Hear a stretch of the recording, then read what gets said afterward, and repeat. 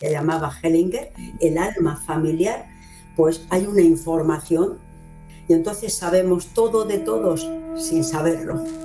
Eri Verne, del padre del análisis transaccional, decía que cuando el niño nace, los padres le dan un libreto. Es la obra que vas a representar en tu vida. Te ha tocado el alegre.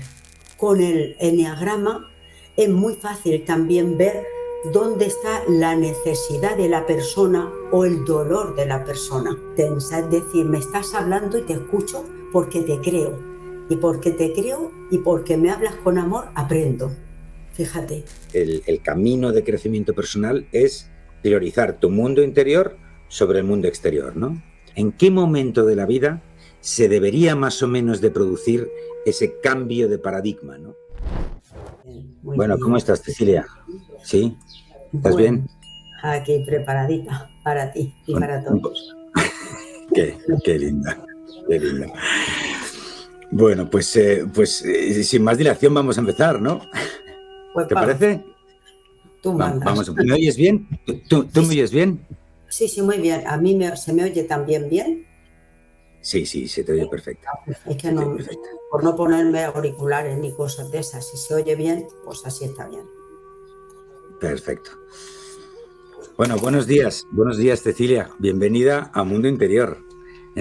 Es un placer tenerte aquí y además contigo cerramos un ciclo tremendo, de casi 4 o 5 entrevistas que hemos tenido con todo ese equipazo de profesores que Ray ha reunido, ¿no?, alrededor de esa formación de constelaciones familiares tan maravillosa. Un saludo a Ray también. Y a Cecilia, bueno, Cecilia eres tú, y a Marta, y a todos los que están, a Tomás, a todos. Enrique, a todos. Enrique, que lo pasamos también fenomenal. Bueno, Cecilia, yo he estado intentando hacerte un currículum, pero luego me he encontrado con ese templo de la sabiduría que es la Casa del Libro, que te ha hecho un resumen que a mí me ha encantado personalmente. Entonces, para los que no te conocen, si me permites, voy a leer la biografía que te hizo la Casa del Libro. Algo tan sencillo como eso. No sé si tú la conoces. No la he leído. ¿No la has leído? Pues mira, dice así. Cecilia Martí Valverde es maestra y especialista universitaria en asesoramiento, orientación, terapia familiar y mediación familiar. Posee amplia formación en psicoterapia humanista integrativa, teoría y métodos de psicoterapia integrativa y es máster de counseling, que eso me vas a tener que contar lo que es en breve. Es miembro terapeuta en constelaciones familiares de la Asociación Española de Bert Hellinger, que Hellinger ya salió algunas veces, tendremos que hablar un poquito de él. Actualmente trabaja como técnica en el área socioeducativa del Ayuntamiento de Elche, en el Servicio de Atención a la Mujer y a la Tercera Edad. Dirige su propio gabinete de orientación familiar y desarrollo personal y realiza actividades de formación permanente para padres, profesores, adolescentes y adultos en general. Hasta lo que yo sé, has escrito 3 libros, Cecilia. Lo más cerca posible, ¿correcto? Ese es tuyo solo, ¿no? No. Eso fue una colaboración de varios profesionales de la educación, de la psicología, que hablábamos de la sexualidad en la familia, cómo transmitirla. Ese lo hicimos entre 6 personas, o sea que no es mío solo. Yo no he escrito sola ningún libro. He sido coautora. Bueno, luego tenemos... Sí, eso sí, tenemos dos coautorías con Eva Bach, ¿no? Sí. Por amor a mi familia y el divorcio que nos une. Eso sí que es correcto, así, ¿no? Sí, totalmente. Bueno, sí.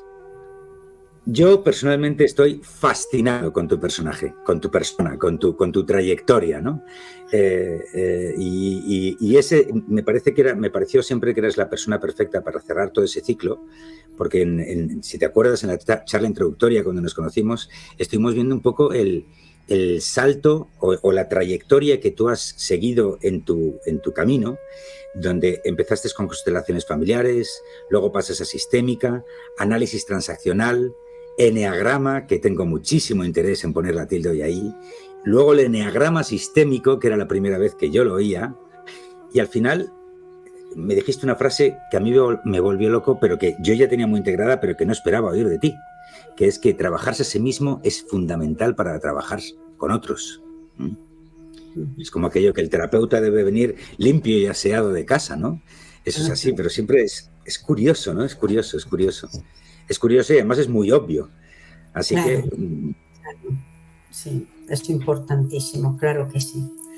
Bien, pues no sé de todo eso que has dicho, la verdad que no me dedico a leer las cosas que dicen de mí y me llama la atención que alguien sepa tantas cosas, pero bueno, han cambiado algunas cosas porque ya no trabajo en el ayuntamiento, ya mi etapa ujú.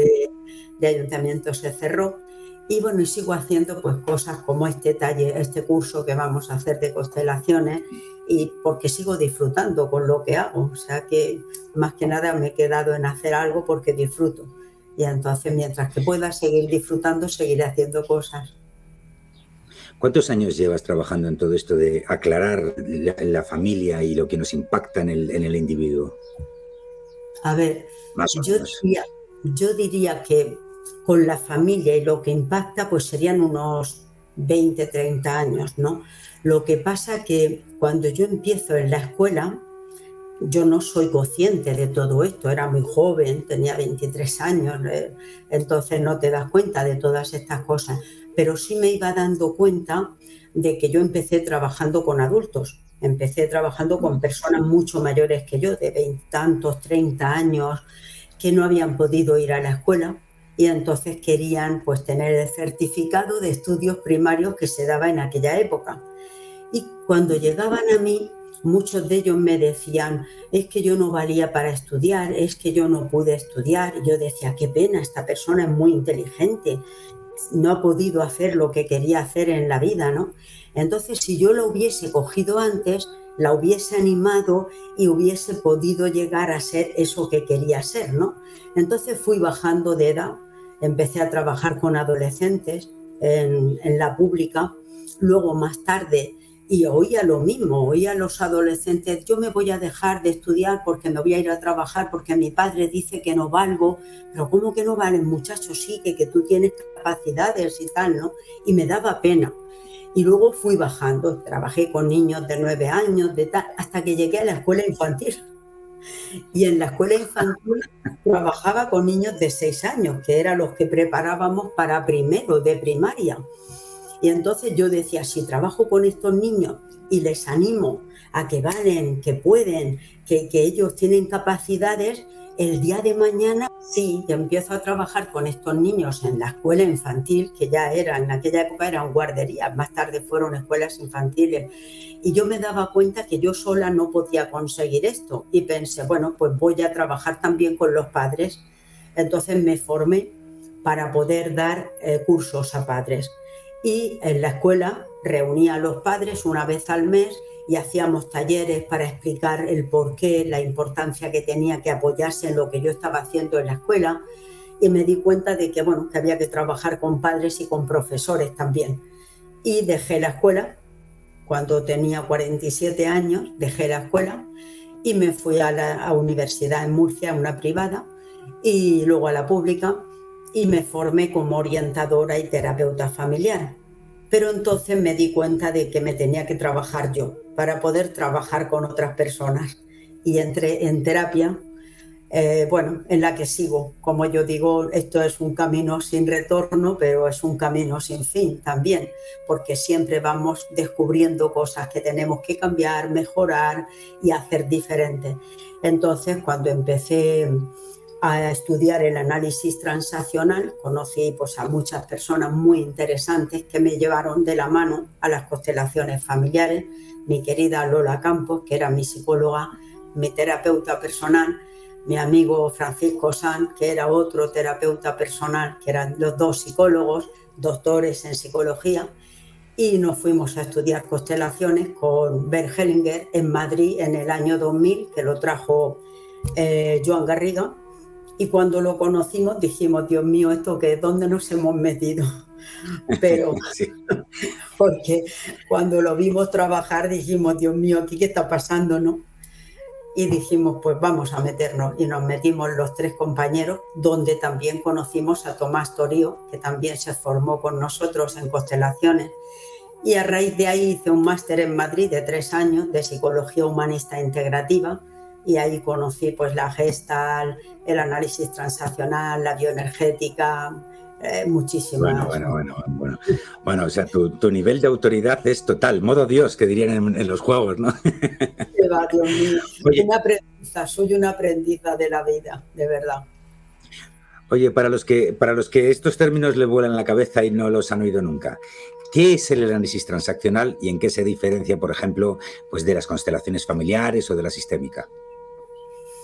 A ver, el análisis transaccional es un método de autoconocimiento que su padre fue Eri Verne. Eri Verne era psiquiatra, vivía en Estados Unidos, en Canadá vivía, y él estudió psicoanálisis.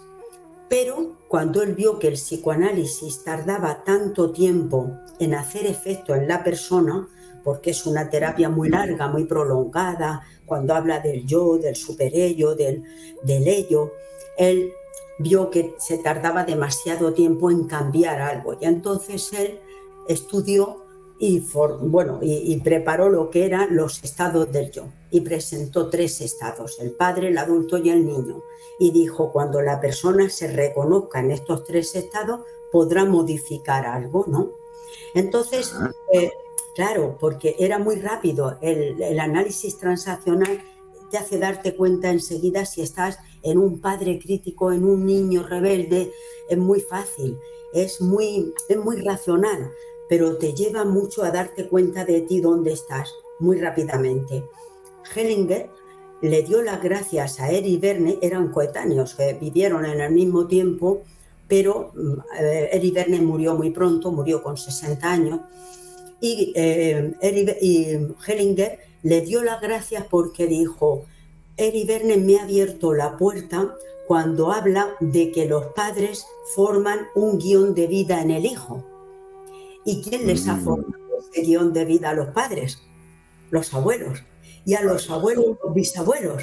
Y entonces dijo, madre mía, qué trabajo que hay aquí tan hermoso, lo transgeneracional. Entonces, bueno, Hellinger bebió de muchas escuelas y se formó con muchísimas personas de ese momento, y uno de ellos fue Eri Verne.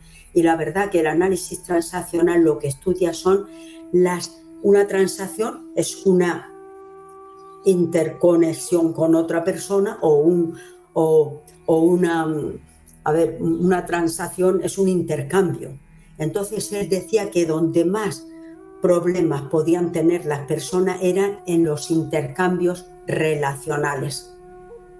Con otra persona te puedes enfadar, lo puedes cuidar, lo puedes proteger, lo puedes querer salvar, le puedes mandar.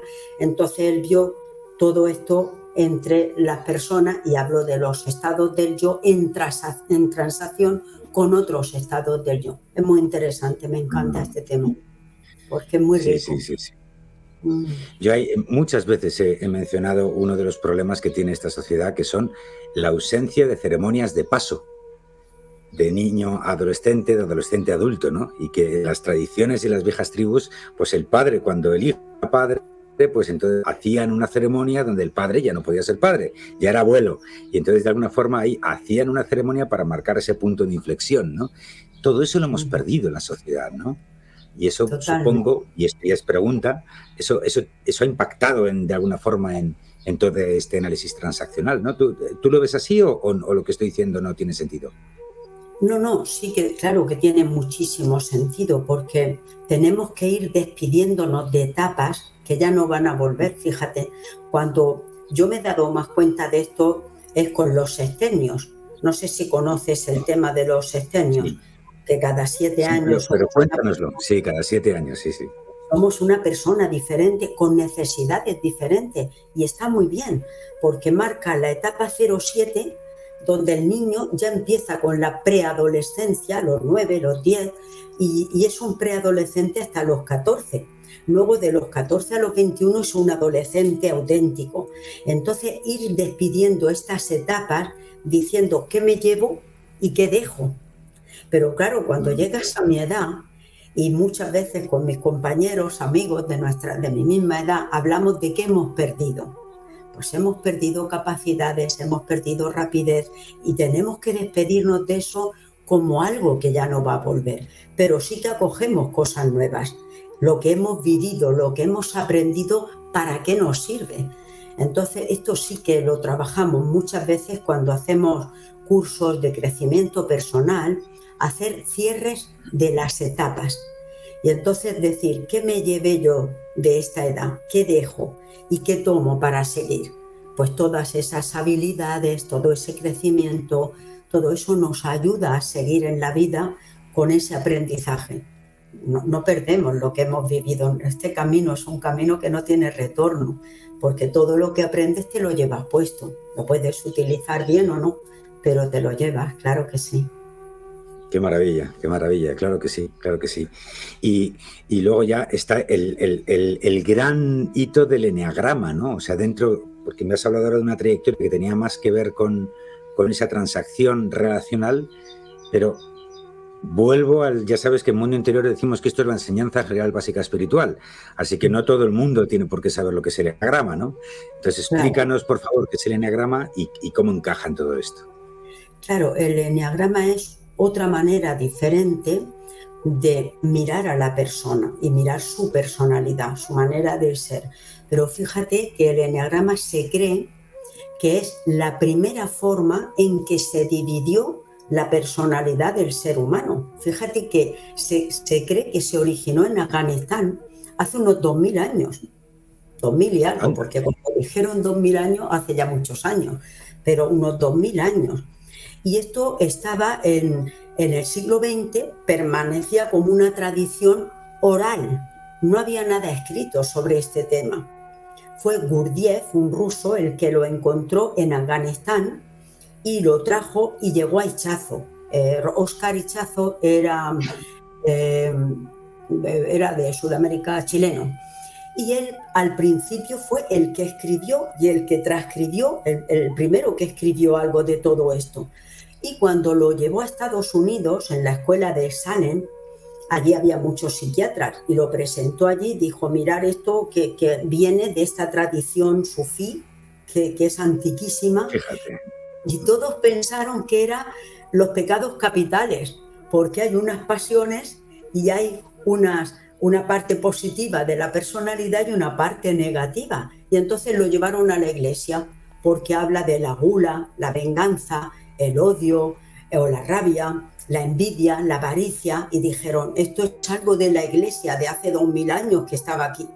Pero cuando lo estudiaron allí en profundidad, uno de ellos, Claudio Naranjo, Ellen Palmer, todos estos lo analizaron y dijeron, no es algo religioso, esto tiene que ver con la personalidad del ser humano. Y entonces empezaron a desglosar todo el aprendizaje y claro, ha sido una preciosidad. Para mí es una manera, igual que el análisis transaccional, que me gusta muchísimo, porque es muy fácil, con el eneagrama es muy fácil también ver dónde está la necesidad de la persona o el dolor de la persona. Y entonces puedes ayudar mucho más sabiendo de dónde viene, qué ha pasado y cómo ha sido su historia, por qué le ha llevado a ser quien es, porque esto es así, ¿no?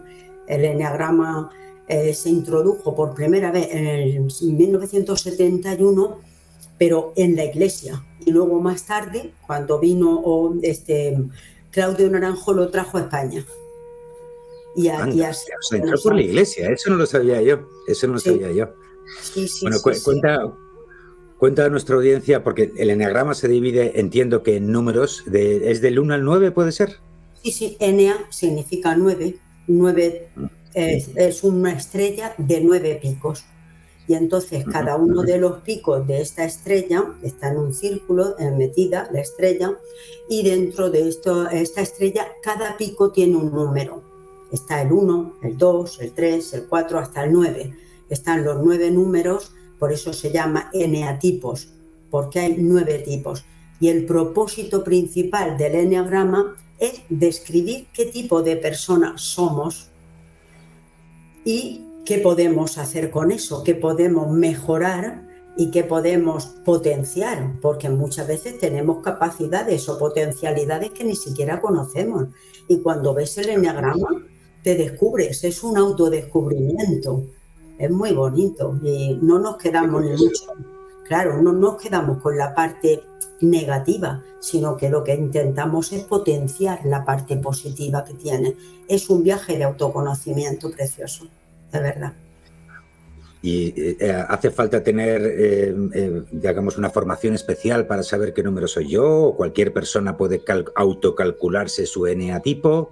¿Cómo funciona eso? ¿O tienes que ir a un especialista que te diga si eres un 2 o un 7? Claro.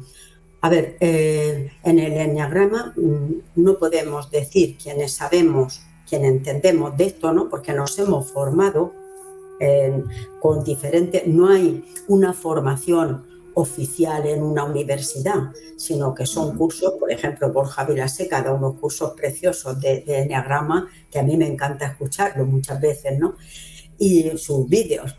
Pero no hay una formación específica oficial, pero sí que hay formación para saber en qué consiste cada número, cómo se ha formado, cuáles son sus capacidades, cuáles son sus fortalezas, cuáles son sus debilidades.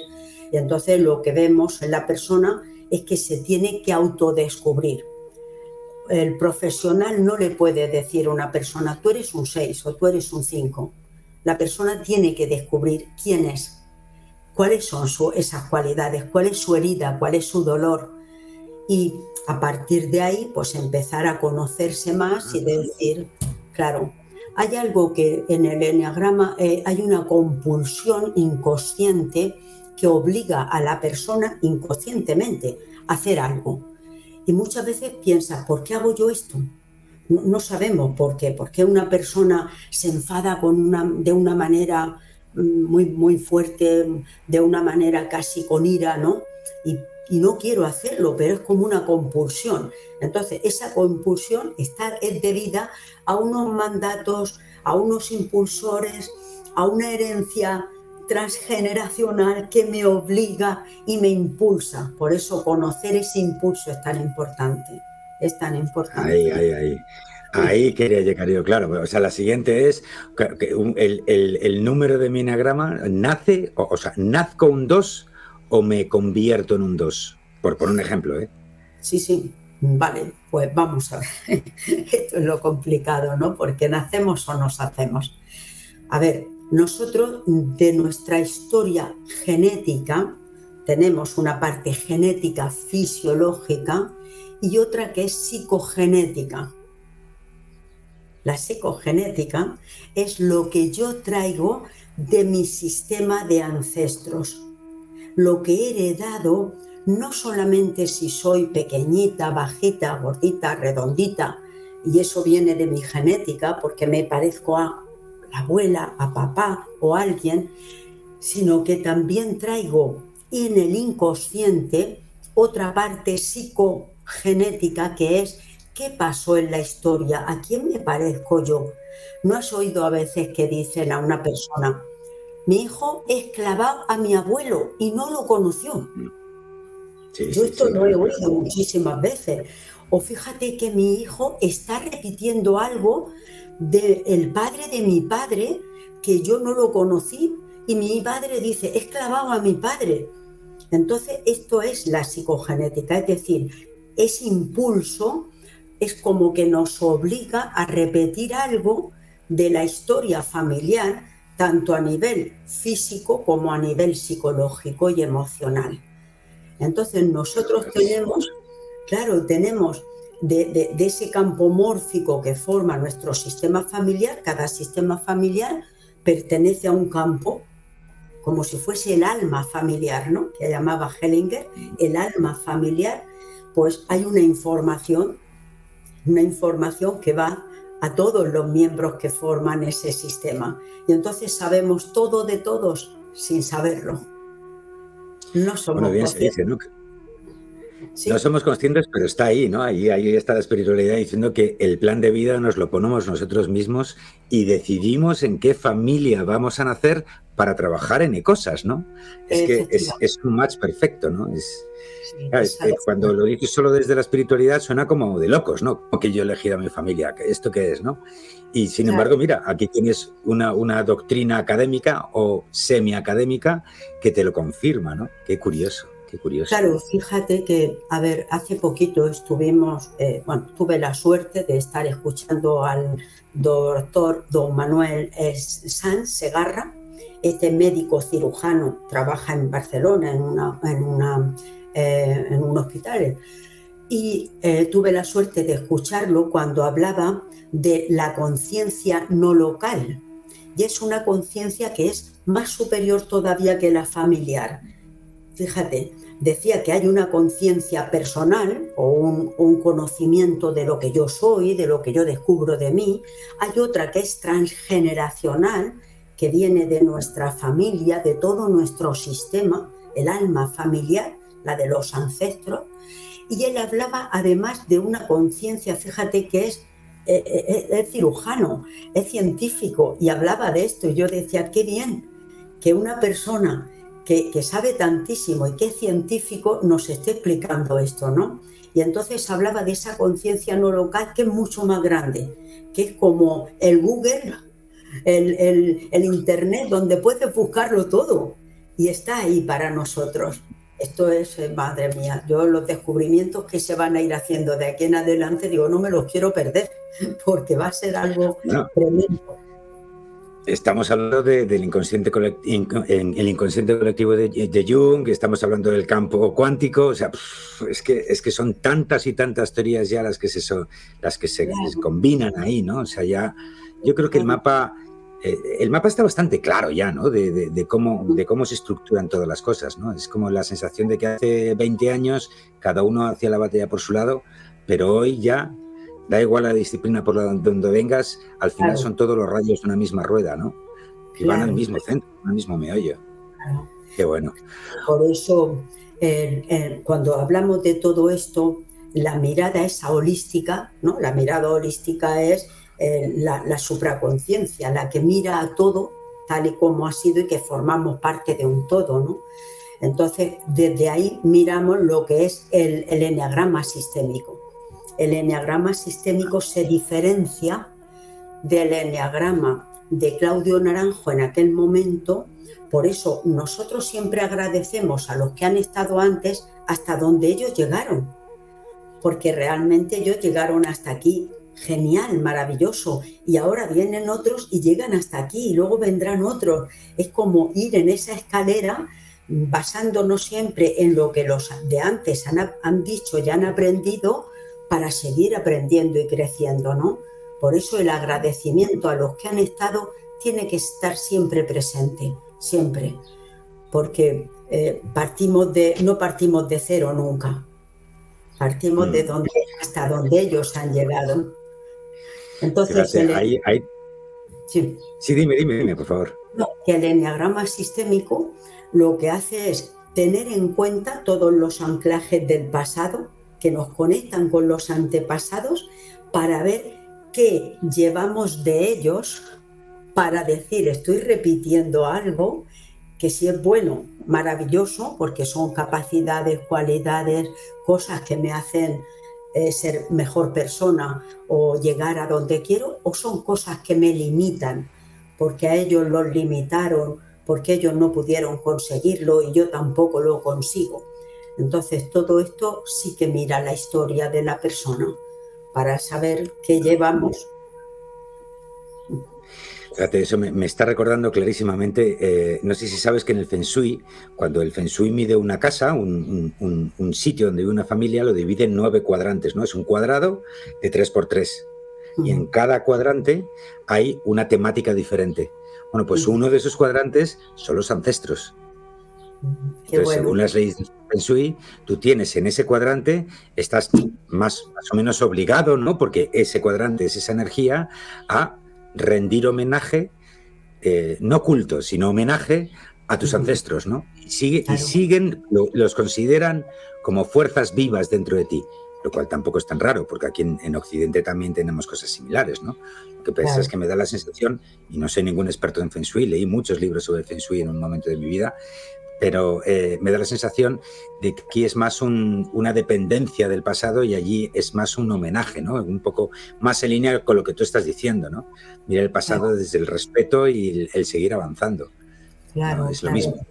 es lo mismo. Claro, porque cuando miramos el eneagrama desde esa mirada hacia atrás, ¿no? De quién soy yo y cómo pertenezco yo a este sistema, porque dentro de las constelaciones vemos que hay 3 leyes: la de pertenencia, la de equilibrio entre el dar y el tomar, y la de jerarquía, ¿no?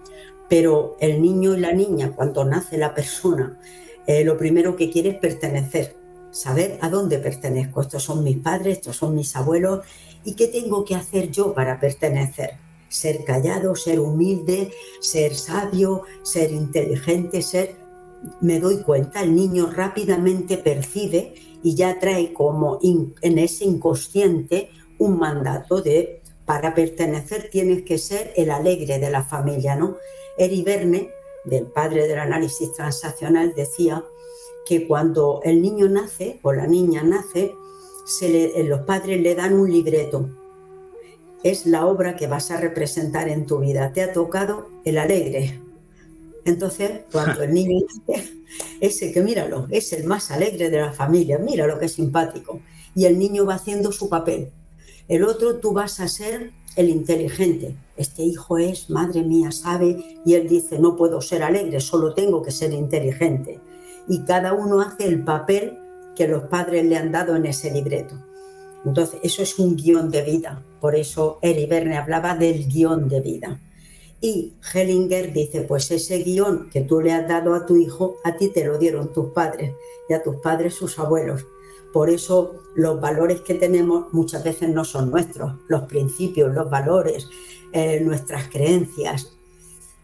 ¿De quién son las creencias? ¿Estamos actuando como nuestra abuela hace siglo y medio? ¿O soy yo la que tengo esta creencia? Nos cuestionamos todo eso.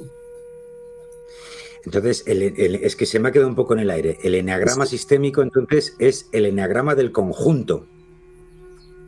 Primero, es así. Mira, claro, cada persona no solamente miramos, la persona hace un test en muchos casos, oye todos los números, ¿no? Son 9 números, y cada número se le da un hachazo, le dio a cada número un nombre. Entonces, el 1, el perfeccionista; el 2, el ayudador; el 3, el eficiente. Fíjate que ya va definiendo, date cuenta de la cantidad de diferencia que hay en los datos, ¿no? El 4, el especial; el 5, el investigador; el 6, el leal; el 7, el entusiasta, divertido; el 8, el líder; y el 9, el mediador o pacificador. Date cuenta. ¿El 8 quién es? Que no lo he oído. El 8 es el líder. Ah, el líder. Bien. El jefe. Y claro, cuando ves esto, tú ya dices: madre mía, si hay una definición de cómo es esta persona, ¿no? Entonces hay un test, que hay unos test muy interesantes por ahí, y yo normalmente le paso un test a la gente, le digo: mira, a ver con qué te identificas, pero tiene que descubrirlo la persona. Entonces, cuando esa persona llega y hace el test, pues me ha salido muy alto el 5. Vale, vamos a ver qué características tiene el 5, a ver si realmente te identificas con ella. Entonces le hacemos que lea su 5, le decimos las características: pues sí, me identifico con esto, pero con esto no. ¿Qué capacidades tiene? Y entonces vamos viendo cada una de las capacidades positivas, que son muchísimas, y de lo que podría mejorar si quiere cambiar algo. Entonces, bueno, cada uno de los números, el 1, por ejemplo, es la ira, el resentimiento, en la parte negativa, digamos en la parte de la pasión, lo que sería el pecado capital, ¿no? El 1 sería el resentimiento, la ira, tiene que ir a la serenidad, la virtud. Entonces, cada número tiene una parte, digamos, negativa, una pasión, algo que sería a trabajar, y una parte positiva, hacia dónde tendría que ir. Entonces, vamos trabajando hacia la sanación, digamos, la parte más sana. Hay gente que está sana y no necesita nada de esto, genial, pero todos tenemos una parte un poquito a trabajar. Claro. Has dicho una cosa que me ha llamado la atención. Has dicho, me ha salido muy alto el 5, por ejemplo, ¿no? Sí, O sea, esto que es un poco como en la astrología, que yo tengo dentro de mí todos los eneatipos, solo que algunos los tengo más desarrollados que otros. ¿Es así? efectivamente, efectivamente. Es decir, la persona sana tiene que tener de todos los números. Imagínate que una persona hubiese puesto en todo 0, 0, 0 y le da un número, el 7, altísimo. Eso es una persona insana, porque tener solamente un 7, el 7 es la alegría, el entusiasmo, la diversión, el niño libre, el niño que disfruta, ¿vale? Si solo tuviera eso, tendría muy poco de adulto, tendría muy poco de padre cuidador, necesitaría trabajar otras cosas, pero generalmente, vamos, no me he encontrado nunca con una persona que solo haya tenido un número. Tenemos más o menos de todos, más o menos, pero hay uno que sobresale. Y entonces ese, porque ha contestado esas preguntas, ¿no? Y no ha contestado a otras. Entonces lo que hacemos es mirarlo y decir, vale, vamos a ver qué quiere decir ese 5 o ese 7 o ese 4 que te ha salido, ¿vale? Entonces cada número ha tenido, mira, cada número dice Borja que tiene una herida cuando nace el niño. Las heridas. Habla de las heridas, ¿no? Y es como una carencia, algo que yo creo que no tengo. Y entonces voy a enfocar toda mi vida en conseguir eso. Y la herida del 1, por ejemplo, se cree, tiene una sensación de insuficiencia o de imperfección. Con lo cual, su lucha y su pasión es el enfado porque no soy perfecto.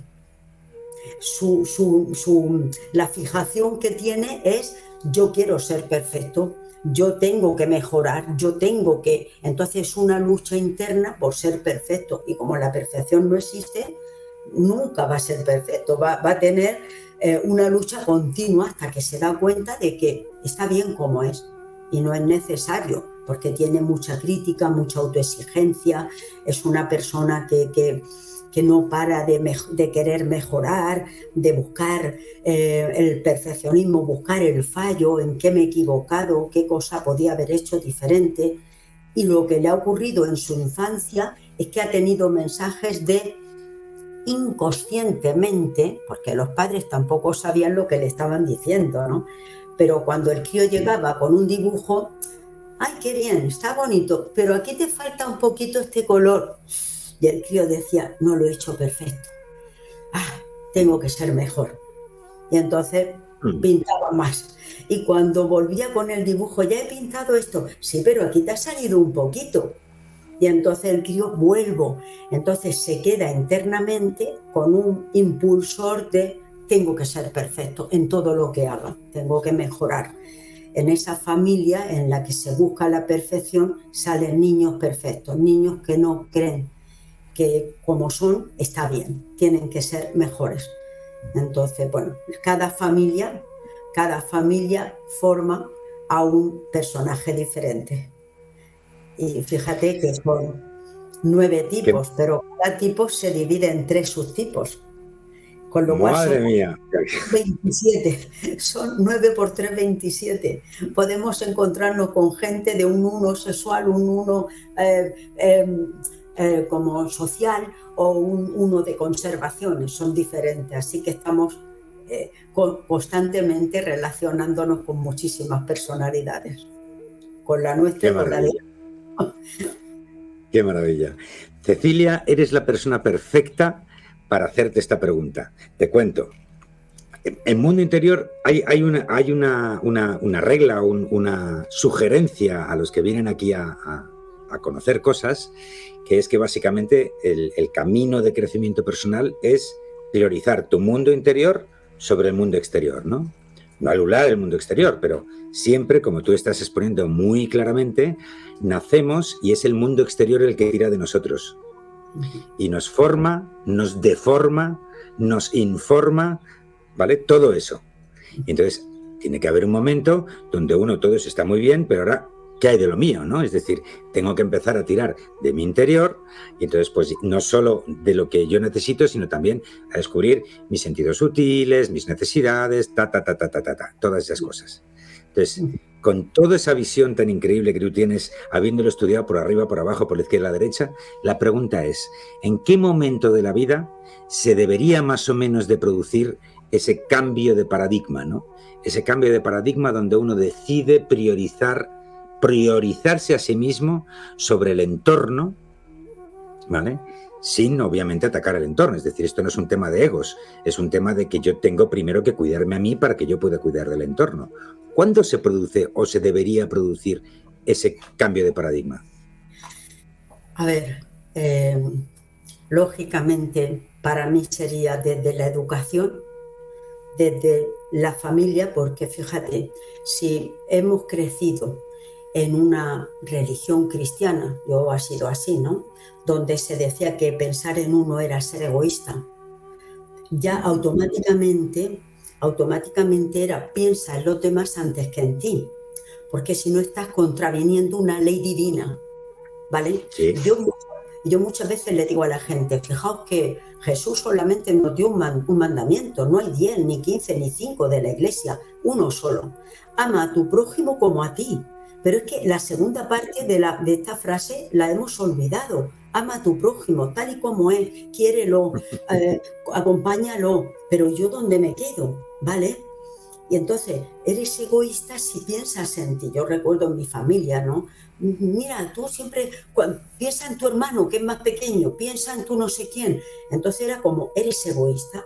Entonces, aquí sería quién soy yo, pero desde la escuela, de decir a cada niño quién eres tú, qué capacidades tienes, fíjate qué bien pintas, fíjate qué bien escuchas, fíjate mirar esas cualidades para que el niño se conociera, se autoconociera, porque mira, a ver, es que ya me has tocado el tema de la educación y a mí ya es que ahí me encanta porque he sido maestra antes que nada, toda mi vida. Qué maravilla, qué maravilla.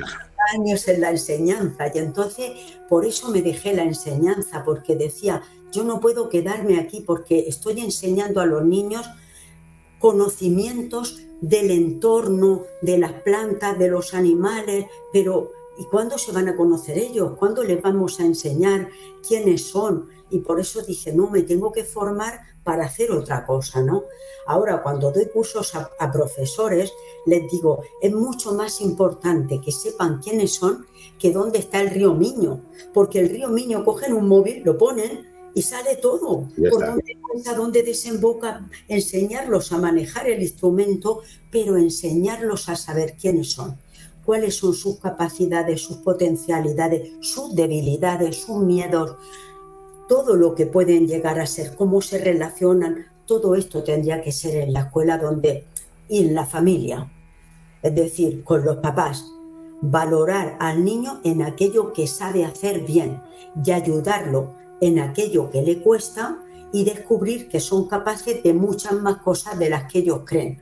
Entonces sería escuela y familia, o sea, escuela y familia unidos en un mismo objetivo, en ayudar a que el niño sea todo aquello que es capaz de ser y de dar y saber para qué ha venido a este mundo. Tenemos todos un trabajo, una vocación, aquí hemos venido a algo. Y cuando descubres que yo puedo hacer esto, dices, wow, ya estoy ¿cómo te diría? Estoy en lo que yo disfruto, esto ya no es trabajar, esto es disfrutar. Y esto sería lo que tendríamos. Claro. Sí, claro que sí. Bueno, Claro. que digas estas cosas con la sonrisa con la que lo dices es simplemente un regalo del cielo, Cecilia, te tengo que decir, ¿eh? Tienes una pasión maravillosa, es increíble. Bueno, ahí te tengo que preguntar, porque claro, tú has estado en muchos entornos de educación, ¿no? Incluso en ayuntamientos, has trabajado con la administración pública. ¿Cómo ha vivido la sociedad normal desde las instituciones? No hablo desde tus chavales o desde los papás. ¿Cómo ha vivido el sistema todo este conocimiento que tú has intentado transmitir? ¿Lo ha vivido bien, de forma natural? ¿Te han puesto trabas? ¿Qué te has encontrado?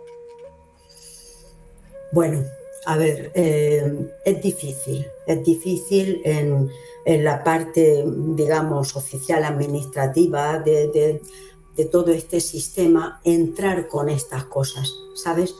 Pero es verdad que cuando hay personas dentro de los estamentos de la educación, por ejemplo, que se han trabajado, se han dado cuenta de esto, han dicho, esto tiene que llegar a más sitios. Y entonces es cuando te contratan para que hables de esto a los profesores o que hables de esto en una empresa. Porque fíjate, esto llevado a la empresa, esto es una maravilla. Hace poco hemos estado un compañero y yo dando talleres sobre empresas con alma, empresas con futuro. Imagínate el título, porque es así. Sí. Llegar a todos los estamentos de la sociedad. Este es el título de un libro de Guillermo Echegaray, que ha sido profesor mío, que he tenido el placer de conocerlo y trabajar con él, de aprender con él, que escribió este libro de empresas con alma, empresas con futuro. Digo, esto es abrir otro campo, más, otro melón, porque la escuela parece que está más cercana, ¿no? Pero la empresa, bueno, cuando una empresa tiene alma, esa empresa triunfa, pero sí o sí, segurísimo que triunfa. Sí. Y es así, entonces llevar esto es como estar, yo siempre digo lo mismo, nosotros los que creemos en esto, vamos poniendo semillitas. Unas caen en terreno baldío, otras caen en terreno que llueve de vez en cuando y van a dar fruto, y otras caen en terreno donde se riega, se abona y va a crecer. Yo quizá no vea los resultados en todos estos sitios, pero sé que estamos poniendo semillas y ya estamos viendo algunos frutos en maestros que se interesan, profesionales que vienen y dicen quiero mi empresa con alma. Bueno, estamos viendo cosas y esto ya nos da una sensación de tenemos que seguir, vale la pena, no podemos cansarnos y tenemos que estar ahí. Así que... O sea, que notas que hay movimiento alrededor de este concepto, ¿no? De meter la conciencia en la empresa. Totalmente. No te puedo decir que sea a nivel general, ni mucho menos, pero sí que hay una toma ya de conciencia de que cuando se mira desde otro sitio al trabajador, al empresario, cuando ves esto, cambia algo, automáticamente cambia. Luego la labor que está haciendo Alex Rovira con todo lo que está haciendo de la escuela humanista es una pasada, porque está abriendo, está despertando almas, personas que están llegando a él. Yo le digo, Alex, es que estás despertando a mucha gente y esto es bueno porque esas personas van a hacer que esas semillas crezcan más rápidamente. Por eso pido siempre por él mucho, para que no deje de hacerlo, porque está haciendo una labor tremenda, buenísima. Claro que sí, yo me sumo a eso porque para mí Alex está, vamos, no lo conozco personalmente, ¿no? Pero su trabajo me ha inspirado desde hace mucho tiempo. Yo De hecho, he de decir un pequeño truco aquí, un pequeño cotilleo tal. Cuando yo estaba haciendo Mundo Interior y estaba intentando darle un poco el tono al proyecto, ¿no? Fue Alex Rovira en el que en un programa de Crecemos Juntos que hizo que hace con el BBVA, dijo, yo hablo como si hablara a mi mejor amigo. Dije, caramba. Porque yo traía lo de, yo he sido profesor durante toda mi vida, llevo más de 30 años dando clases de un montón de cosas. Yo empecé en sexto de GB a dar clases de matemáticas a los de quinto de GB, ¿vale? O sea, fíjate, y de ahí para arriba, ¿no? Y no he parado, y ahora sigo dando clases. Pero yo siempre tenía lo de tienes que hablar como si lo entendiera un niño de 5 años, pero a mí aquello se me quedaba un poco, y cuando me dijo eso Alex, me voló la cabeza esa tontería, como tantas y tantas cosas que nos ha aportado Alex, ¿no? O sea, menudo ser tan bonito, tan iluminado, y qué bien lo lleva. ¿Has trabajado con él personalmente? Tuve el honor de trabajar con él cuando él era un chiquillo, tenía unos 30 años más o menos. Coincidimos en un curso. Cuando yo empezaba a trabajarme, él era un chiquillo y estaba en un curso con Jorge Escribano. Coincidimos 3 o 4 días en un curso. Bueno, fue una pasada trabajar. Yo dije, este chico va a llegar. Bueno, me enamoró, ¿no? Y posteriormente lo he visto muchas veces. Sigo viéndolo. He estado con él en Madrid hace poco en un taller que hizo. Y somos amigos, porque la verdad que le escribo, me escribe y lo admiro y lo valoro, y por eso le digo, cuídate, por favor, te necesitamos, porque abres tantas Sí, almas, sí. abres tanto que esto hay que seguir haciéndolo. Entonces, personas así que van abriendo almas necesitamos muchísimas, y tú eres otro de ellos, porque tienes un toque. Cuando hablé contigo el otro día, dije, este chico cuando habla enamora. Y cuando alguien se enamora de la palabra, de la expresión, ya te sigue, ya te admira. Entonces Mm. yo creo que tú tienes que tener muchos admiradores en ese sentido, y tendrás que tener mucha gente, porque cuando hablas, hablas desde el alma, desde el corazón. Y aparte lo que transmites, lo sientes, lo vives y te lo crees. Y se nota. Sí. Hombre, vive Dios, muchas gracias por tus palabras, Cecilia. Viniendo de ti es un honor, un honor. Eh, eh, Otro maestro mío, que es Emilio Fiel, este viene más del mundo del chamanismo, cuando empecé como en interior me dijo, bueno, ya sabes que yo solo te pongo un consejo, te voy a dar solo un consejo. Habla solo desde tu experiencia y lo que tengas integrado, ¿no? Y habla siempre desde el corazón, que eso para mí es fundamental. El corazón para mí es el epicentro de todo, ¿vale? Por encima del cerebro, fíjate, ¿eh? Sin menospreciarlo. Pero sí, sí, el corazón es fundamental, ¿no? O sea que, oye, te agradezco tus palabras. Pero mira, me lo has puesto muy fácil, ¿no? ¿Qué papel ocupa el corazón en todo este enorme mapa que nos has dado de las relaciones familiares, personales, eneagramas, tal y cual? ¿Dónde queda el corazón en todo este cosmos que nos has pintado, Cecilia?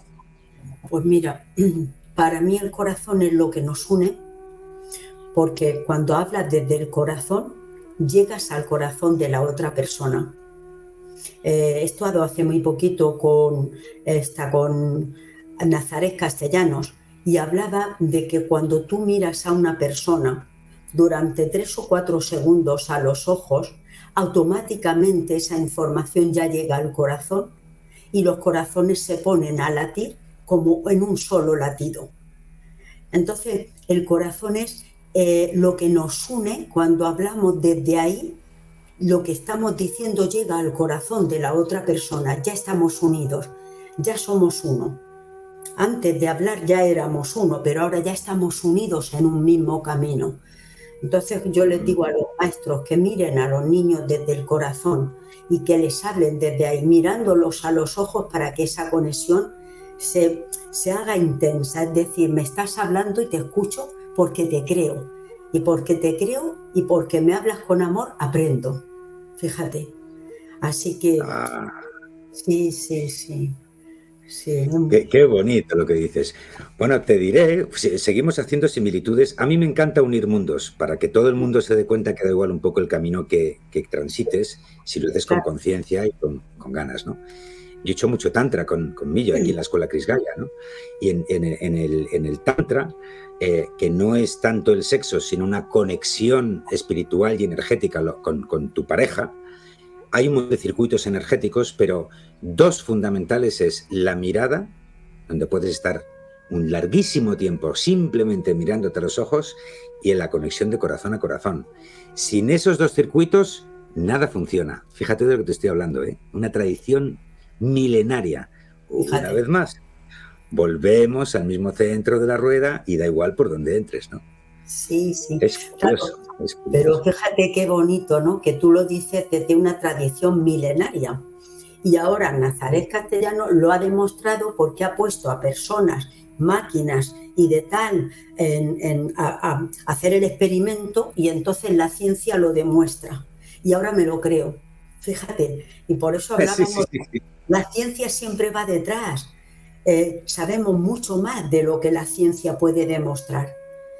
Por eso tenemos que creernos estas tradiciones milenarias, porque son ciertas. Que científicamente se van a demostrar más tarde, no pasa nada, no hay prisa, pero yo me lo creo, porque creo que es así, y eso ya nos ayuda a seguir avanzando y a dar pasos, y que la ciencia venga detrás diciendo es cierto, pero es maravilloso, es maravilloso que vayamos. Y muchas veces, fíjate, es cuestión de documentarse, ¿no? A mí me voló la cabeza hace también muchísimos años un libro de Barbara Ann Brennan que se llama Manos que curan. Bueno, Barbara Ann Brennan era una mujer que trabajaba en la NASA. Entonces la NASA empezó a estudiar el aura, los chakras, no sé qué, lo empezaron a estudiar científicamente. Y Bárbara le voló la cabeza todo aquello. Tanto es así que dejó la NASA y creó la primera universidad de sanadores con las manos. ¿Vale? De hecho, de ahí su libro que se llama Manos que curan. Entonces, no sé si son las primeras 60 o 80 páginas, pero vamos, el primer bloque del libro, de 80 páginas, era simplemente la enumeración de la bibliografía que ya estaba publicada, demostrando que existe la aura, cómo son los chakras, las diferentes capas del aura, para qué sirve, cómo se modifica la energía, las circuiterías, o sea, todo lo que la tradición ya había dicho ya estaba publicado, pero claro, nadie se compra la revista Science. Nadie lo hace. Y la revista Science, que debe llevar 200.000 fascículos ya, pues obviamente no todo el rato hablan de chakras. O sea que la información está ahí, pero no la buscamos. Claro. No la buscamos, ¿sabes? Claro. Es cierto. Y ahí me viene otra pregunta para ti, la llevas en la mirada. La importancia de la curiosidad en todo este camino de descubrimiento personal. Háblame de eso, por favor, que seguro que tú sabes hablar mucho de eso. Bueno, a ver, la curiosidad, decía Eri Verne, que está en el niño. El niño, las tres partes de la persona son padre, adulto y niño. El niño es el que tiene curiosidad, es el que quiere descubrir. Entonces él dice que cuando una persona va a terapia, lo primero que tenemos que chequear es cómo está su niño. Si el niño está con una depresión, si está sin ilusiones, si el niño está despierto. Entonces dice que al niño hay que mantenerlo siempre vivo, siempre despierto, porque es el que va a buscar lo nuevo, va a decir nunca es suficiente, tengo que saber más, quiero aprender más. Por eso nos metemos en diferentes escuelas, porque esta escuela me lleva a esta. Qué bien lo que he aprendido, pero no es suficiente. Es esa parte niña que no se tiene que morir nunca en la persona. La capacidad de descubrir fuera y autodescubrir dentro. Y decir, me sigo mirando. Yo muchas veces hay gente que dice, pero Ceci, ¿tú te sigues trabajando? Claro que sí, cada día. Pero como si ya te conocerás, no, porque ahora con esta edad han surgido cosas diferentes y también tengo que buscar. Entonces, mientras que, dice Mario Alonso, que mientras que Mario Alonso Puig, que también me encanta, médico cirujano. Otro que se la dejó, otro. Que mientras que claro, es que es otro que dice, ¿cómo no lo voy a seguir, no? Que mientras que la persona tiene proyectos, ilusiones, objetivos, no envejece. Y yo digo, me apunto. ¿Por qué? Porque tienes un niño despierto, un niño vivo, un niño con ilusiones. Entonces, eso lo que está generando es la oxitocina, que no tienes que tomarte en el Prozac. Ya la estás generando cuando tienes ilusión, cuando tienes ganas, cuando tienes energía. Entonces, esa parte no la podemos perder nunca. El querer saber más, el querer aprender y reaprender y desaprender, que también es importante. Hombre. Claro, me ha servido hasta ahora, pero ahora ya, con todos mis respetos, lo suelto, lo abandono, ya no me sirve y sigo. Y voy ahora por esto. Entonces, aprender, desaprender y reaprender tenemos que hacerlo totalmente hasta el final de nuestros días. Yo muchas veces digo, aprendemos hasta el día en que morimos, porque también aprendemos a morir, que no lo hemos hecho nunca. Y también este día hay que aprender. Otro enorme tema. Aquí, fíjate, te sigo sacando temas, ¿no? Que ya llevamos casi 2 años en Mundo Interior. Y en una de las primeras charlas conscientes que hicimos como esta, hablamos con Mar, una amiga mía que era astróloga, que le descubrieron un cáncer terminal y decidió vivirlo conscientemente, ¿vale? Y se vino una de las primeras charlas para hablar del miedo a la muerte. Bueno. Hablemos del miedo a la muerte, se llama la charla. Increíble la cantidad de gente que necesita hablar de la muerte y aprender a morir. Sí, totalmente. Fundamental. Claro que sí. Lo que pasa es que tampoco nos han enseñado que nacemos y hay un periodo de tiempo en el que vamos a dejar de estar presentes aquí con este cuerpo. Que a mí me encanta lo que dice un psicólogo argentino, dice, los abuelos no se mueren, se hacen invisibles, no desaparecen, no Qué desaparecen, bueno, qué bueno. se hacen invisibles. Yo a mis nietos les digo, mirar, cuando la abuela ya no esté con este cuerpecito, ya no me vais a ver, pero invisible sí voy a estar, y voy a estar cerca de vosotros, porque yo siento así a mi familia. Yo siempre digo, mamá, estás conmigo, papá, estás conmigo, porque siento que están, su energía siempre nos acompaña, ¿no? Entonces, cuando yo oí al otro día al doctor Manuel Sanz hablar de la muerte, la pregunta que le hice, digo, quizá tenemos más miedo al sufrimiento que a la muerte. Y dijo, es cierto, pero esté tranquila, porque hoy tenemos métodos para que la persona no tenga que morirse con tanto dolor. Hay métodos que no hay por qué sufrir. Y dice, y aparte sabiendo que vamos a estar con la energía que nos vamos a quedar, digo, bueno, eso ya me hace pensar que yo me voy a encontrar con la energía de mis padres o con los que han estado antes. Es como mirar de otra manera hacia la Sin muerte, duda. claro. Pero fíjate que ahí en el tema de los ancestros también es una moneda de dos caras, ¿no? Porque tenemos, y lo voy a intentar hacer formulándotelo como pregunta, tenemos por un lado una cara donde de alguna manera sabemos que esas energías están en nosotros, la de los abuelos, y nos siguen inspirando, podemos incluso conversar con ellos o con lo que yo llamo ese recuerdo, ese cuerpo psicológico o metafísico o no sé qué adjetivo ponerle, ¿no?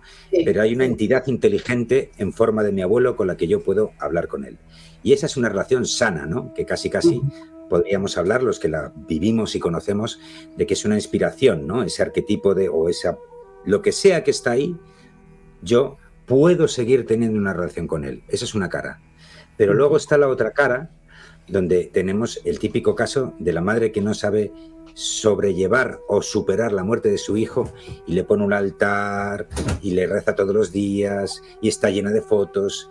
Y a mí se me antoja que esa otra vertiente es más un agarrarse de o agarrar a el hijo que está, pero de una forma que es un poco insana, ¿no? Uh-huh. Eh, ¿Eso es Claro. así? ¿Qué nos puedes decir de esos dos aspectos? A ver, a ver, lo peor que puede pasarle a una persona es que pierda un hijo, porque ahí se rompe una de las, digamos, de las reglas o de las normas que dice Hellinger de los órdenes, ¿no? Ahí se ha transgredido el orden. Primero tienen que morir los abuelos, luego los padres, luego los hijos, ¿no? Cuando se rompe ese orden, es que el dolor en el sistema es mucho más grande, es mucho más grande. Se puede hacer desde dos sitios, lógicamente. Hay que respetar el dolor de cada persona, eso está clarísimo, cómo lo quiera vivir y cómo lo quiera llevar. Hay quien lo toma para decir, qué bien haberte tenido en mi vida, qué bien que hayas estado, me quedo con lo bueno, pero también hay que darle un tiempo a ese duelo, a ese dolor, porque una persona lo puede hacer en un año, otra persona lo puede hacer en 2 años. Hay que ir acompañándolo, ¿vale? Entonces, ayudarles a que salgan de ese duelo porque no viven. Si esa persona se queda en ese altar con esas fotos, ha dejado de vivir para vivir ahí. Entonces, ha dejado su vida y todavía podría hacer muchas cosas. Ayudarle a que encuentre cómo puede transformar ese dolor en una energía curativa para otras personas y decir, voy a apoyar a personas. Yo tengo personas que conozco dentro del grupo de Alex, a mí una persona que se le perdió un hijo y lo que hace es ayudar a personas que han perdido hijos, acompañarlas, ayudarles a salir. Ha transformado el dolor en una energía positiva, diciendo que no se quede en que no sirva para nada tu muerte, sino que yo ahora sea un vehículo para que otras personas superen ese dolor. Hay otra persona también que perdió una hija y lo mismo, ha transformado eso en hacer una asociación para, entonces eso es transformar ese dolor que es profundo y que el alma se va con el hijo. Hellinger dice que cuando una madre pierde un hijo, el alma se va con el hijo, se queda el cuerpo, pero el alma se queda. pero hay personas que con el trabajo recuperan el alma, recuperan la vida y recuperan la energía para decir, en tu nombre, en tu honor, y gracias a que tú has estado, mira todo lo que voy a hacer yo ahora. Entonces hay que ayudar en esto, hay que ayudar. Ah, qué maravilla, qué maravilla. Mira, te voy a contar otra anécdota personal. Hace como 2 o 3 años, durante un verano, yo estuve haciendo un trabajo de muerte en vida personal con plantas de poder, ¿vale? Entonces, en una de esas ceremonias, una ceremonia privada, estaba haciendo un trabajo con el yopo, que es una planta de poder, ¿vale? Bueno, entonces, un trabajo de toda la noche, muy intenso, tremendo, tremendo. Después de la catarsis, de bajar a los infiernos, de un montón de cosas, de repente me veo como tumbado en una cama. Yo ya estaba en la fase de resurgir, ¿no? Me veo con una cama, veía como que había 2 o 3 seres todo el rato trabajando conmigo, ¿no? Me metían mano, cogían un instrumento, hacían como si me estuvieran curando. Se iba uno y venía otro. De repente alzo la vista y me encuentro que hay una ristra de seres tremendos, ¿no? Pero como de 20, 30, 40 personas haciendo cola para ponerse conmigo a trabajar en mí, ¿no? Y aquello a mí me impactó. Bueno, acaba la experiencia, que ya te digo que fue toda la noche, o sea, te estoy sacando solamente un punto de todo ese trayecto, ¿no? Y al facilitador le digo, oye, me ha pasado esto, ¿quiénes eran esas personas? Dice, pero no lo sabes. Digo, no tengo ni idea. Yo veía seres de luz, pero no reconocía a ninguno. Y el tío me dijo, esto es muy sencillo, ese es tu clan. Cuando tú estás haciendo un trabajo de sanación, el clan se entera, porque en el campo mórfico todos esos seres, como tú bien dices, están vivos. Y entonces dicen, hay uno que está trabajando el clan, vamos todos a apoyar. Y entonces vienen todos a apoyar y como si fueran médicos del cielo, ellos participan de ese trabajo de sanación. Fíjate. Qué bonito. Volvemos a las tradiciones. Maravilloso, maravilloso. Claro, claro. Y así fue, de hecho, o sea, en aquel trabajo de muerte fue donde yo hice un gran cambio. Y entonces, muy poquito tiempo después, yo ya decidí entregarme al 100% a la espiritualidad y al crecimiento personal, ¿no? Eso, al fin y al cabo, son decisiones personales de qué te toca hacer en esta etapa de tu vida, ¿no? Sí, pero sí. Fíjate hasta qué punto llevamos a los ancestros encima, ¿eh? O sea, es maravilloso, maravilloso. Precioso. Por eso cuando trabajamos en la constelación siempre decimos que no está trabajando solo la persona que está ahí haciendo el trabajo. Ese trabajo llega al alma de la familia, a todos los que han formado parte, los que estuvieron, los que están y los que estarán. Y muchas veces cuando haces un trabajo y a los 4 o a las 3 semanas te llama y te dice, Ceci, ¿ha pasado algo que no me lo puedo explicar? Y yo digo, ¿qué ha pasado? ¿Te acuerdas que hicimos esto? Pues mira, aquella persona que era un excluido, que era años, que era hermano de mi padre y desapareció, se ha puesto en contacto con nosotros, ha llamado, vive en Perú, nos ha dicho que ¿qué ha pasado? ¿Cómo le ha llegado la información de que tú querías saber si esa persona fue un excluido, echado del clan? Y se ha puesto, y te quedas que, bueno, me erizo, ¿no? Porque dices, ¿cómo es posible? Esto es precioso, es increíble. Y bueno, pues son eso que tú dices, todo el clan trabaja para que esa persona sane, pero a la vez está sanando el clan entero. Es hermosísimo. Sí. Es increíble, es increíble. Qué pena que esto no sea más público, ¿verdad? Qué pena que esto no se enseñe en las escuelas, que no se integre en toda porque en realidad sois, con perdón de la expresión, y lo digo con humor, ¿no? Sois 4 locos, somos 4 locos los que estamos haciendo estas cosas, ¿no? ¿Lo ves tú también así? Claro, fíjate. Mira, en la escuela no se puede hacer terapia ni se puede obligar a que los maestros se trabajen terapéuticamente. Esto no. Lo que sí podemos trabajar en la escuela, y se hace, es pedagogía sistémica. Es decir, claro, porque Bert Hellinger fue el padre de las constelaciones y Angélica Olvera, que es la directora del CUDEC en México, profesora mía, donde yo también estuve en México trabajando, estudiando en su universidad, ella sacó la pedagogía sistémica. ¿Qué pasa? Que es la mirada al niño, pero viendo detrás a su familia. ya no veo al niño solo con el problema, sino que veo que detrás de este niño hay alguien que está apoyando para que este niño reluzca o no, o el niño está llevando algo de la historia. Entonces la pedagogía sistémica sí se puede dar en las escuelas con esta mirada, ¿vale? Sin trabajar terapéuticamente. Entonces los Qué maestros, bueno. claro, y los maestros que se han trabajado con esta pedagogía, que hemos dado cursos, muchos cursos, entonces lo que hacen es, mira Ceci, este niño tiene un problema, pero yo creo que esto es algo sistémico, no es del niño. Y entonces lo que hacen es, te voy a mandar a los padres para que veas qué problema hay en el sistema, porque yo no trabajo con niños, trabajamos con los adultos, ¿vale? Y entonces cuando se ve que en el sistema hay un dolor que no está resuelto, el niño a lo mejor lo está llevando por el sistema.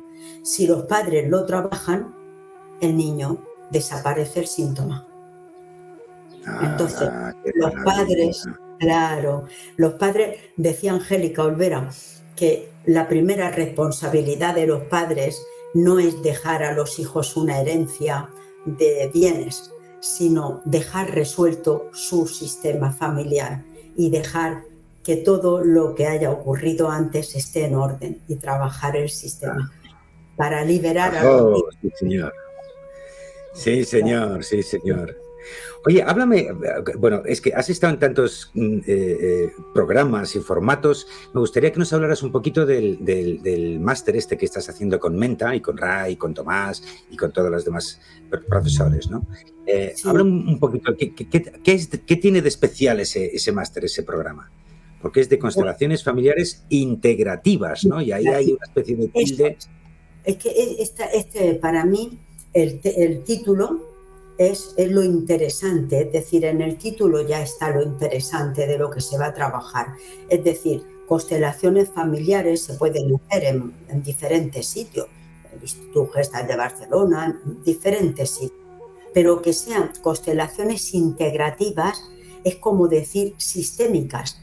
Es decir, vamos a mirar que no solo se trabaja cómo trabajar una constelación, sino que vamos a ver desde la mirada del análisis transaccional, porque vamos a ver a la persona también desde esa mirada de qué guión de vida tiene, vamos a verla desde el eneagrama, cuál es su tipo, su herida, qué herida trae esta persona, por qué viene con esa herida para trabajarse. Entonces es una mirada que amplía las constelaciones.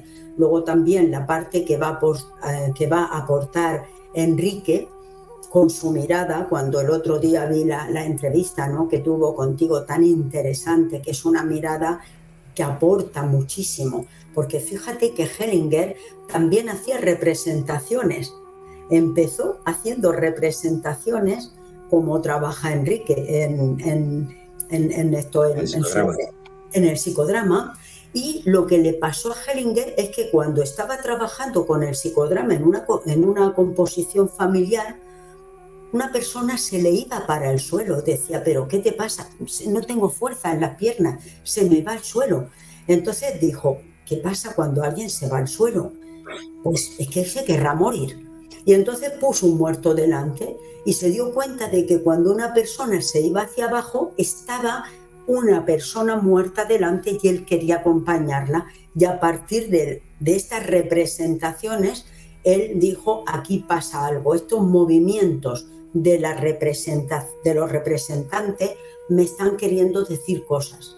Esto fue en los años 70, más o menos, cuando él en los años 50, 60, 70, claro, cuando él viene a España, él ya pues tendría el hombre 70 y tantos años, porque él vino en el 2000 más o menos, y él murió creo que hace 2 años, creo recordar que hace 2 años, el mismo año que Claudio Naranjo, murieron los dos en el mismo año. Y murió con 92 años o así. Entonces, te quiero decir que llevó toda una vida con el psicodrama. Entonces hay que incluir el psicodrama en esto, claro, porque integra más. Es decir, es una parte que aporta, que enriquece la mirada de las constelaciones. El eneagrama también, el trabajo con muñequitos. Los muñequitos son representaciones, ¿sabes? Con muñequitos preciosísimos bueno, me levanto un segundo para enseñarte los muñequitos que tengo. Por favor, por favor, por favor. Es que son tan bonitos. Estos muñequitos me los hizo una persona a cambio de terapia. Yo le hacía terapia y ella me hacía muñequitos. Mira, un abuelito. Qué maravilla. A ver, acércalo más a cámara, por favor. Una abuelita. Acércalos, acércalos, a ver, que se vean bien. Qué maravilla, qué maravilla. Fíjate que suba esta barra arriba. Mira qué abuelitos para representar. Aparte de eso, hay mujeres, hay hombres, hay niños, hay de todo. Y me los hacía, fíjate, hay bebés. Qué maravilla. Entonces, mira el todo bebé. este trabajo también ayuda porque es como colocar a la familia simbólicamente, ¿vale? Y es que los muñequitos hablan, yo se lo digo a la gente, los muñequitos hablan, porque cuando los colocas ya estás dando un orden, ya estás diciendo, ¿y este por qué no mira a la familia? ¿Y este por qué mira hacia afuera? ¿Y a este por qué lo has puesto acostado? Porque este que siempre estaba como enajenado. Vale, ¿y qué quiere decir eso? ¿Sabes? Entonces, enriquecer. Entonces, esta mirada que se va a dar en este curso, curso de constelaciones integrativas, vamos a integrar todas estas miradas y yo creo que va a enriquecer que la persona que haga, bueno, pues todos los temas que se van a trabajar, pues va a tener más riqueza en este conocimiento que cuando se limita solo a lo que es el trabajo con la constelación. Así que vamos a poner el alma en el curso, vamos a poner ilusión, energía, cariño y bueno, sobre todo lo que sabemos. Vamos a dar lo que sabemos ahí, lo que podamos aportar, con mucha ilusión. Qué maravilla. Pues que así sea. Oye, yo me quiero quedar un momentito más con los muñequitos, que siempre me ha fascinado el tema de los muñequitos. ¿Qué diferencias ves tú cuando no sé si dice constelar con muñequitos? ¿Se dice constelar con muñequitos? Sí, también. Sí, sí. Entre una constelación con muñequitos, una constelación con personas o un psicodrama, ¿no? Una sesión de psicodrama. ¿Qué diferencias hay de uno al otro? ¿Qué diferentes energías se mueven? ¿Qué pasa ahí? Claro, vamos a ver. La constelación con personas para mí tiene una riqueza muy grande porque esa persona habla, expresa, dice estoy cómodo, estoy incómodo, puede expresar cómo se siente en ese sitio, ¿vale? Y se puede mover en otra dirección, lógicamente tiene esa riqueza, ¿vale? Que esa persona está sintiendo en ese momento.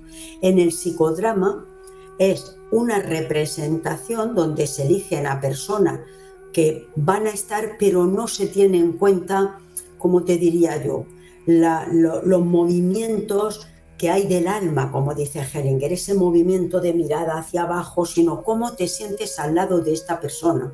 El otro día Enrique lo explicaba muy bien, ¿no?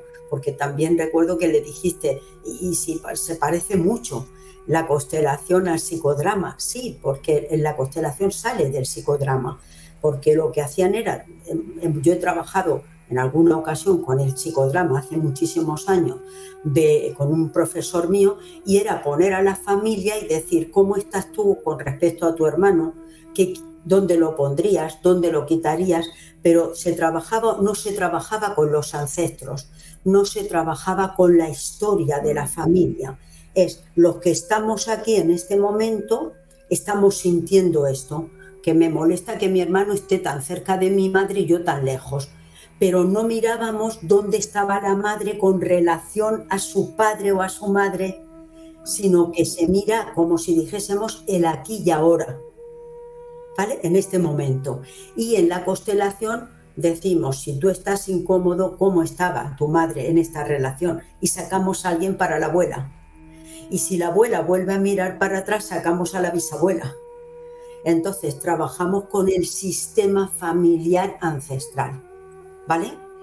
Y los muñequitos, claro, los muñequitos tampoco se mueven, pero no es igual colocar vamos a suponer que esta es la madre ¿no? Y este es el hijo, y este es el hijo. Si yo coloco al hijo detrás de la madre, a mí me está dando ya una información, y es que el hijo cuida de la madre, la protege, ¿vale? Y entonces le pregunto, ¿qué le pasa a tu mamá? Es que la pobrecita perdió a su papá cuando era pequeña. Vale, ¿y tú qué estás haciendo? Yo la cuido, porque me da mucha pena su pérdida. Entonces, ese no es tu lugar, porque las madres son las grandes, son las que cuidan a los hijos, ¿no? Entonces, ¿qué pasa? Que estás llevando un peso, te sientes incómodo, no es tu lugar y de paso no estás cuidando a tu pareja, ni estás acompañándola, porque resulta que tu lugar lo estás haciendo con tu madre, ¿entiendes? Oh, vaya melón has abierto ahí. Vaya melón, esa sí que me la he visto veces y veces, ¿eh? El intercambio de roles, qué ciegos estamos, ¿verdad? Qué ciegos, Claro, claro, qué por eso ciegos estamos. los muñequitos hablan en el momento que se colocan y muchas veces la persona cuando ve que lo ha colocado dice, ay, perdona, no quería poner esto aquí. ¿Cómo que no? Y lo He ha dicho, un puesto, momento. míralo Sí. bien, mira bien. Uf, madre mía, si esto es lo que está pasando, Ceci, si es verdad, si yo estoy aquí sola en este lugar, no me siento acompañada. Y entonces date cuenta de dónde estás, date cuenta de cómo te has colocado.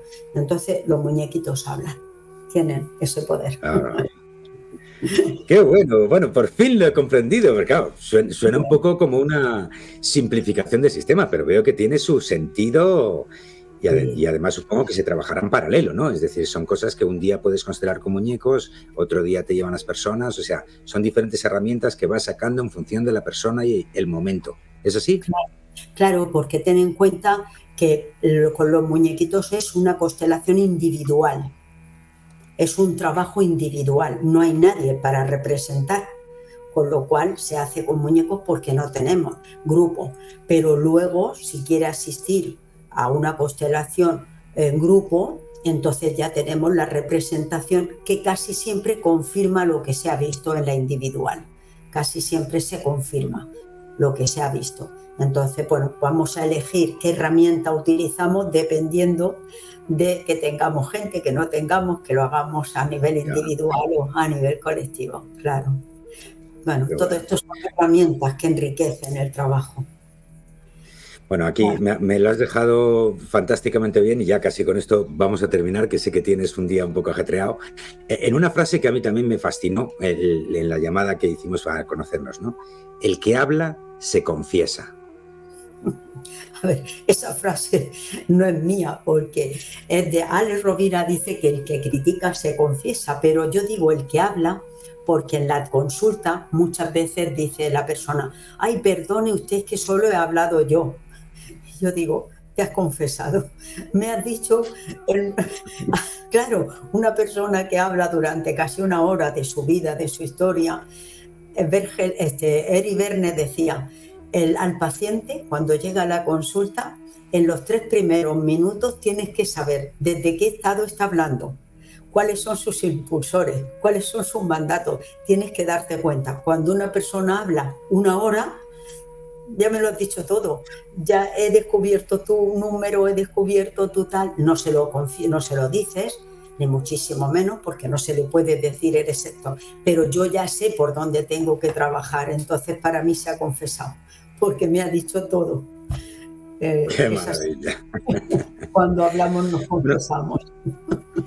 ¡qué maravilla, qué maravilla! Yo confirmo también, ¿eh? Lo vivimos prácticamente a diario, ¿no? Joder. Bueno,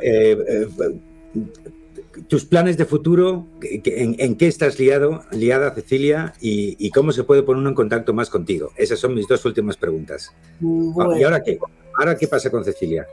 a ver, mis planes de futuro son seguir aprendiendo en cuanto haya algo que veo que me interesa de cabeza a aprender y a seguir formándome, eh, seguir dando, seguir impartiendo, compartiendo de muchas maneras, ¿no? En colegios, en asociaciones de padres, en formaciones.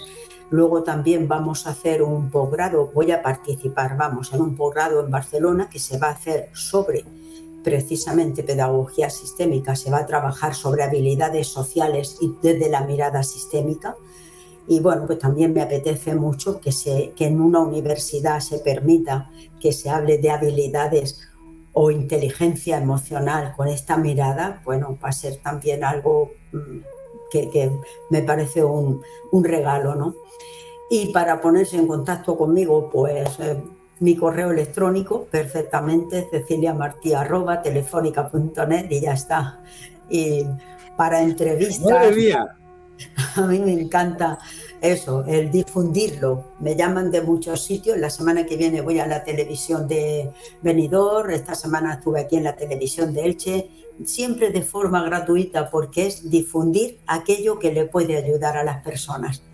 Y tiene que ser gratuito, como digo yo siempre, porque ¿sabes qué pasa? Que si no, no llegamos a todo el mundo. Y esto no es privilegio de unos pocos, esto tiene que ser derecho de todos. No privilegio de pocos, sino derecho de todos. Amén. Sí, Así, señor. Sí, ya señor. se lo siento, sí. Qué Así bien, que qué bien. Cecilia, qué agradecido estoy de que hayas venido. Qué bonita tu mirada, qué luz tienes tan preciosa. Gracias por tu trabajo, gracias por estar, gracias por existir, gracias, gracias, gracias, gracias. Es una maravilla, eres una inspiración, la verdad. gracias a ti por Y decir todo esto. Gracias porque sois la semilla que ya estamos viendo los frutos. Yo cuando veo personas como tú, gente joven que sigue haciendo esto, digo gracias, gracias porque la semilla ya está dando frutos. Hay muchos jóvenes diciendo esto, entonces yo estoy enormemente agradecida, te lo digo de mi corazón, enormemente agradecida por toda tu labor, por todo lo que haces, por todo lo que transmites y desde dónde lo transmites. Eso es lo más hermoso. Gracias. gracias, gracias a ti. Bueno, me obligas a una pregunta extra con esto que me dices. ¿Estamos ante un cambio de paradigma en toda la humanidad en este momento del planeta? A ver, ¿O es un continuo? ¿Dónde estamos en el planeta ahora? ¿Qué está pasando en la Tierra? ¿Cómo lo ves tú? yo quiero creer y creo y confío en que esa semilla está dando muchos frutos a muchos niveles, porque cada vez veo más personas que están interesadas en decir qué podemos hacer diferente, cómo tenemos que cambiar temas en la educación, más gente. Entonces eso para mí es como una información que me llega de decir algo está cambiando, algo está empezando.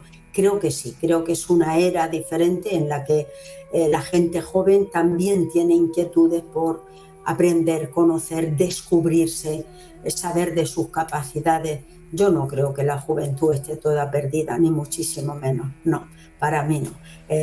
Yo me acuerdo que Sócrates ya decía que los jóvenes estaban perdidos, ¿qué tal? En su época hay todo un escrito donde hablaba de los pervertidos, de tal, y ahora mucha gente sigue diciendo eso. Digo que no es todo el mundo. Lo que pasa es que hacen más ruido los 6 o 7% que puede haber, que sí, que están haciéndolo, pero el resto sois jóvenes con muchas inquietudes, con mucha ganas de mejorar y de que el mundo sea mejor. Y de verdad que lo vais a conseguir. Y os vamos a apoyar desde aquí ahora y desde cuando no estemos. Yo seguiré apoyando con la energía. Que así sea. Claro que sí, claro que sí. Cecilia, te deseo un maravilloso día y un maravilloso camino. Muchísimas Gracias por gracias. venir. Gracias Y a a ti. vosotros también, evidentemente, a vosotros también. Y nada más, lo dejamos aquí, ¿eh? Cuando quieras volver, Cecilia, vuelve, por favor, que es una maravilla tenerte aquí en Mundo Interior. Un honor. Muchas gracias. Muchísimas gracias.